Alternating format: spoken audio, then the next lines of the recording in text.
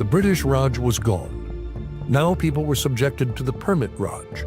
The government of India went into business in a big way, and they decided to control whatever was there in the private sector also.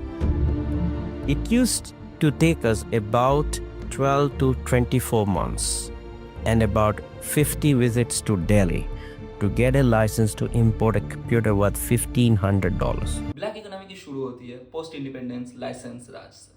इस वक्त में क्या होता था, अगर आपको छोटी भी कोई फैक्ट्री सेटअप करनी थी, इसके लिए हज़ारों डॉक्यूमेंटेशंस लगते थे, हज़ारों लाइसेंस लगते थे। इस टाइम पे अगर आप एक कंप्यूटर को इंपोर्ट करना चाहते तो उसके लिए आपको 12 से 24 महीने लगता।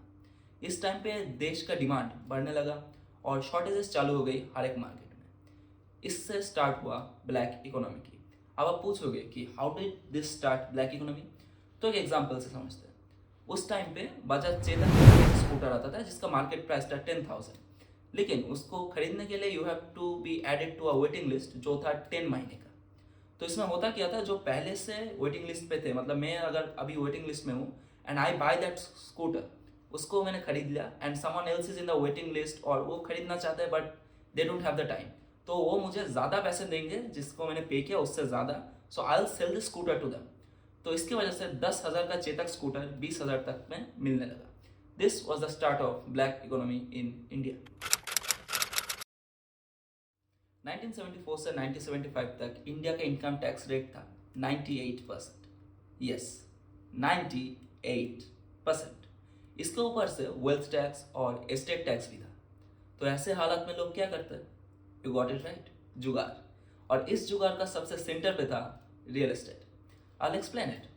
अगर सोचिए, एक प्रॉपर्टी है जिसका कीमत है 1 करोड़ रुपीस और सरकारी सर्कल में इसका प्राइस है 50 लाख। तो क्या होगा इसमें? 50 lakhs will be paid in checks and the other 50 lakh will be paid in cash. इससे क्या होता था, सरकारी दफ्तर में गवर्नमेंट के रिकॉर्ड्स में you sold that property for 50 lakhs, तो आपके ऊपर इनकम टैक्स कम लगेगा और जो बाय कर रहे हैं उसको भी अपना ब्लैक मनी कन्वर्ट करने का एक जरिया मिल जाएगा। So this is how mafias and black money operators converted the black money into white by real estate. कुछ एस्टिमेट के हिसाब से आज भी अर्बन एरियाज में कुछ 10 to 20% ट्रांजैक्शंस ऐसे ही होते रहते हैं।